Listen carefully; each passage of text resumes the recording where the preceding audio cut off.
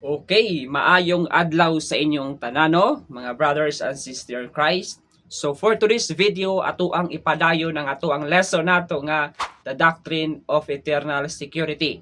So once again sa nangutana or sa nagduwa-duwa sa ilang kaluwasan, maka-question sila mismo sila kaugalingon na luwas baka ako, but I remind you na kung mingdawat ka kang Ginoong Kristo as Lord and personal Savior nimo sa imuang kalag, if you are saved in Jesus Christ, kung imo siyang gidawat tinud-anay sa imong kasing-kasing, you are saved forever in Jesus Christ.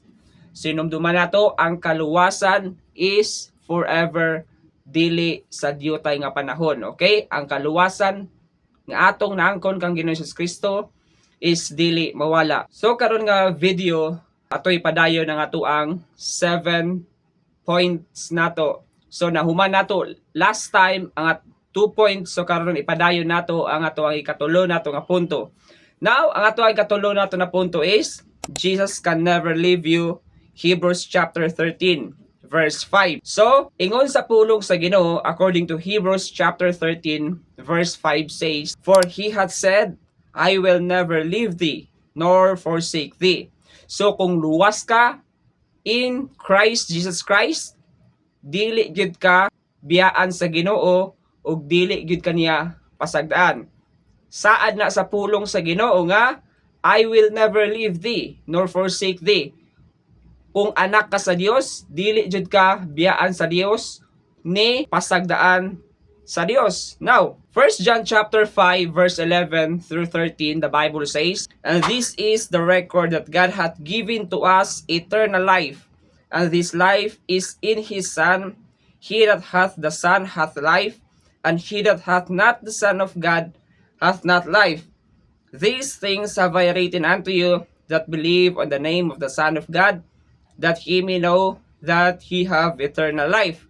So kung mingtuo ka sa anak sa Dios, ikaw nakaangko na og ginabuhing walay katapusan pinaagi ni Ginoong Hesus Kristo. Once again, kung anak ka sa Dios, kung anak gyud ka, tinuod sa Dios, ang Dios dili mubiya kanimo ni pasagdaan ka sa Dios. Now, since eternal life is in Jesus, and the Christian has Jesus, and Jesus shall never leave, then we should know we are saved. So inumduman nato na once na naa si Ginoong Hesus Kristo sa tuwa, always kita saved if we are saved in Jesus Christ. Amen? Now, number 4 is God can never cast you out. Ang Dios dili jud mo salikway kanimo. Amen? Saan na sa Dios? According to John chapter 6 verse 37 and 39, the Bible says, "All that the Father giveth me shall come to me, and him that cometh to me I will in no wise cast you out.